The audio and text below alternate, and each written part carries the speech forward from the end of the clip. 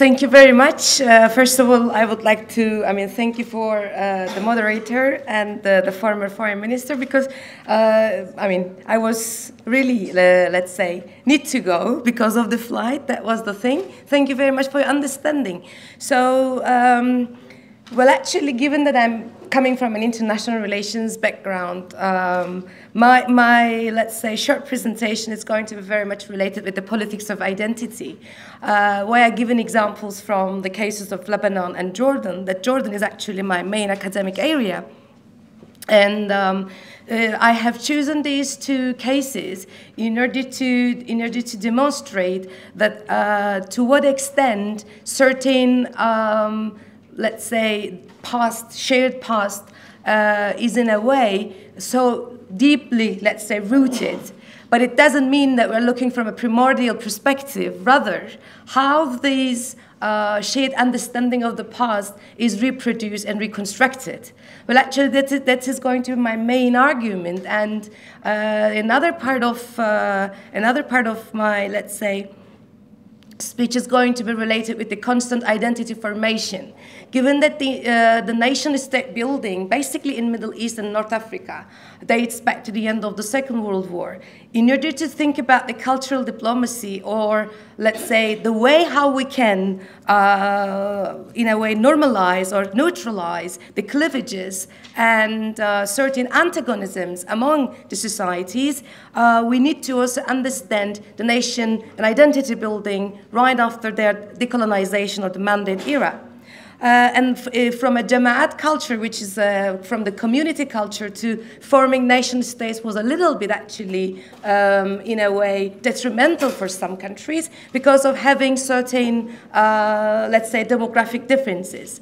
The first example that I would like to give you in terms of to understand the politics of identity is going to be the Hashemite Kingdom of Jordan, because Jordan is regarded as a binational society, although this is not the, let's say, the policy or the thesis of the kingdom for sure.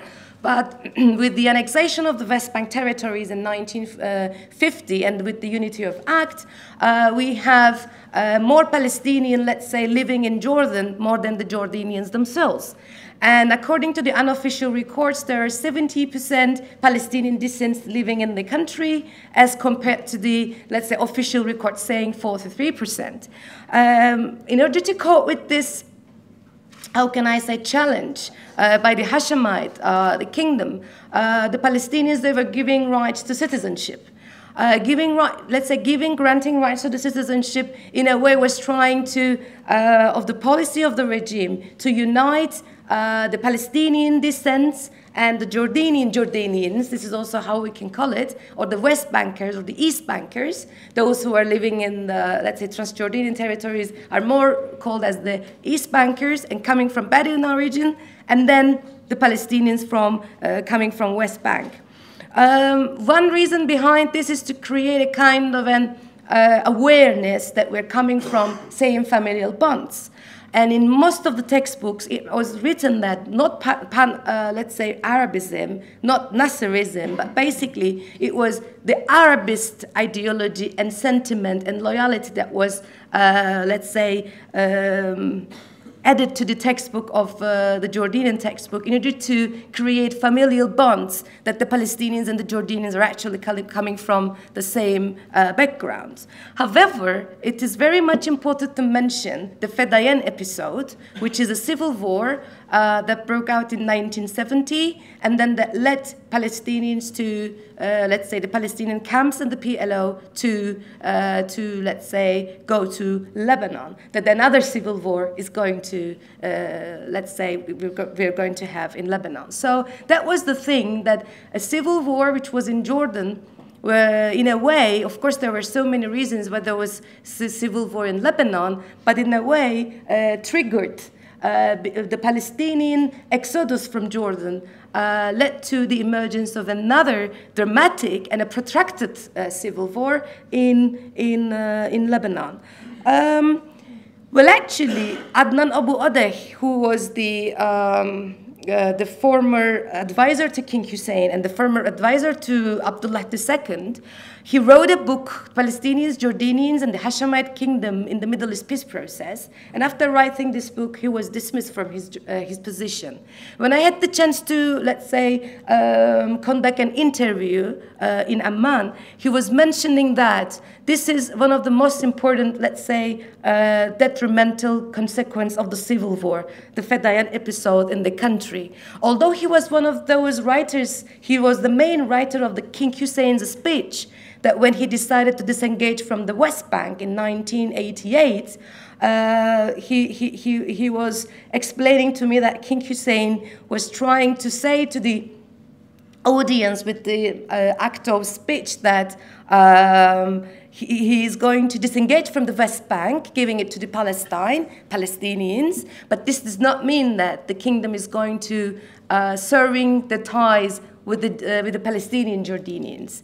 However, when he wrote his book and explaining that right after the Black September, which is for the Palestinians, but the White September for those Transjordanian nationalists, when he was mentioning that the Palestinians started to be regarded as Belgics, that they are the other, that they are the main source of threat for the survival of the kingdom, this was actually one of the most important, let's say, reason why he was a little bit, let's say, removed from his position. So this has become a very important and sensitive issue in Jordan to talk about the Palestinians and the electoral law.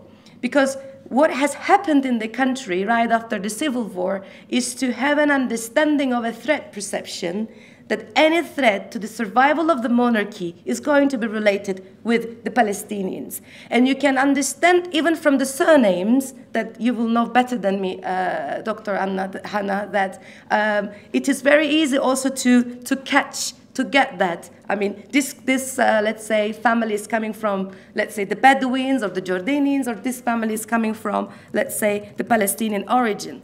And when I was searching on how the Palestinians, they perceive themselves in the kingdom, some of the Palestinians, they were saying that, and I talked with some of them, that they don't regard themselves as a second-class citizens, but rather than fourth-class citizens. This is something related with this shift from the brotherhood towards resentment in the eyes of the kingdom. Well, actually, Jordan was the homeland for both Palestinians and the Jordanians, which was the main policy of King Hussein and previously King Abdullah I. But at the end of the day, this, in time, with the tragedies of the civil war, led both communities to create a distinct identity formation.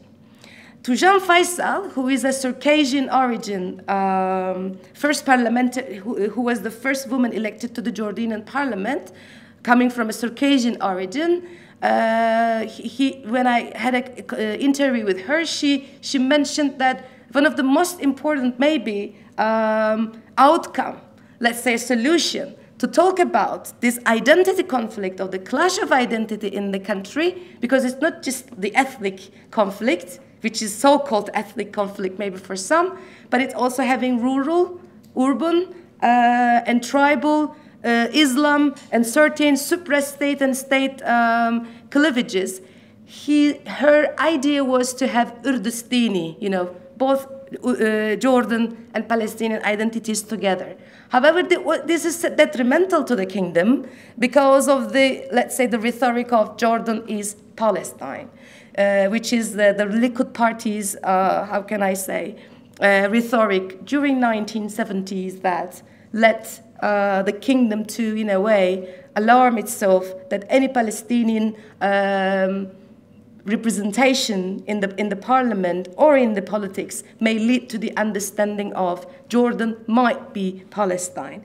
However, although this is the case, if you look to the rituals and the myths of the Palestinians and the Jordanians, that they are still living in the same country, you can feel that even the battle at Karameh, which was against Israel, retaliation against Israel in 1968, one community, Jordanians, they think that they let's say, won that battle against Israel. But Palestinians, they also believe that no, the battle at Karameh was actually the victory of the Palestinians. So this also shows, in a way, the artificial, thank you very much, the artificial, the boundaries maybe that goes back to the colonial era, but however, which may lead us to think about that the past is reproduced and let these distinct identities to be reconstructed again and again. I am not going to deal with the Arab Spring and how it affects, but maybe just in one sentence, because I have very limited time.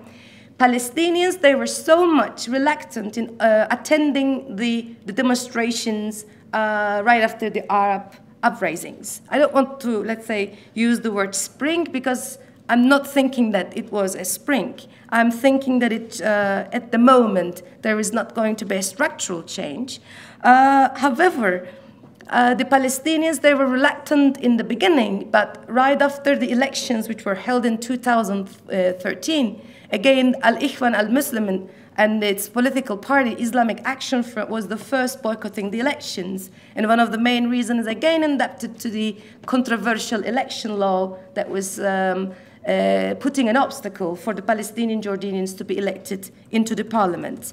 However, we have to also mention that the citizenship or the civic citizenship or civic nationalism is not actually the case in the case of Jordan because of the shared past and the reproducing of the shared past, and this could be also related with the political actors at the same time. This could be maybe one of my arguments, because it's same in Lebanon that the political actors are so much influential in, let's say, especially before and after the civil war in Lebanon, that they were remaking and recreating and reconstructing the confessional identities. Lebanon is much more complicated case maybe than Jordan because of 17 or for some sources 18 different ethnic and sectarian groups. However, given that there is no majority, it's a country of all minorities. Even the Greek Catholics, they call themselves that they are the minority of the minority, which is right. You all know that the country is ruled by or governed by a confessional system, but right after, which is based on ethnic sectarian affiliations. Yeah, thank you very much. You are thinking me more than I think myself. But I would like to, let's say, thank you. I mean, that's really important. The confessional identities are started to be so much crystallized right after the Civil War. Particularly, if we take into consideration, it's not my main area actually to talk about culture of narratives, but after this conference, when I started to think about it, maybe after this time and onwards, I will be looking, let's say, maybe paying more attention. The Khatib party, which is the party of the Phalangists, and Hezbollah, if you take these two parties into consideration, and of course Saad al-Hariri's party, who is the son of former, let's say, Lebanese prime minister who was assassinated, right after the civil war, we have actually two main processes or moments that led to the crystallization of the confessional identities. One of the main period was post-Taif era, that Syria has started to become so much influential directly in terms of the Lebanese internal politics. And the second moment was the assassination of Rafiq al-Hariri. After the assassination of Rafiq al-Hariri, March 8 and 14-8 groups were established. March 8 supporting Syria, which is formed basically by Hezbollah. And the other group, March 14, which is formed by Saad al-Hariri's son, Rafiq al-Hariri's son, Saad al-Hariri, united with the Christian Maronites as well. They were supporting March 14. Why I would like to give you these examples, because although we haven't seen the effect of the Arab Spring in Lebanon, but actually Lebanon maybe is one of those cases in the region that since, let's say, Hariri's assassination, has started to focus on the identity politics and to talk about what kind of a political reformation can be, let's say, sustained because of the collapse of the consociational democracy. In consociational democracies, maybe cultural diplomacy may work in that respect, because consociational democracy, which is, we don't have so much examples in the world, and Lebanon, what I think is one of the key examples to show that 18 different registered sectarian ethnic groups, they live together, but because of the political actors or the political parties, they may face with such kind of shared reproducing of the shared past and territorialization of the concessional spaces, it might work because it is one of those cases that we can show in the world today that concessionational democracy can function, can work, but at the same time it is very, very delicate. So the vulnerability of the Lebanese politics shows us that to what extent the civil war and at the same time displacement of the people, the migration, has affected their future lives. A city called June, I want to give an example from city of June and try to, let's say, finalize. After the civil war, one of those inhabitants of June said that many of the old people's narratives express the loss of a destroyed life world. In fact, a diverse social landscape of local interaction and practice embedded in the complexities of confessional, family, and, let's say, clientist social alliances. So they were having a kind of a, maybe nostalgia, going back to the, let's say, the past, but at the same time, if you look today, the compartment, we can have a kind of a polarization and a compartment of the confessional groups in the society. So we can say that maybe relatively speaking, the consociational democracy model is, for the moment, is very much vulnerable. Thank you very much.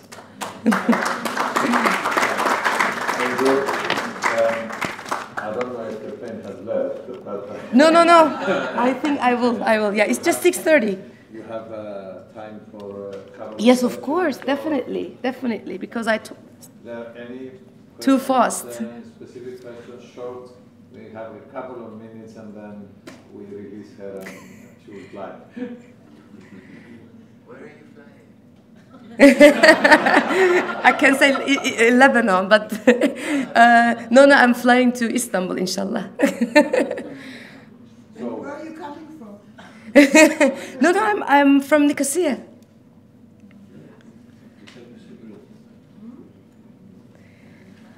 I hope I didn't, let's say, bother you and I didn't torture you.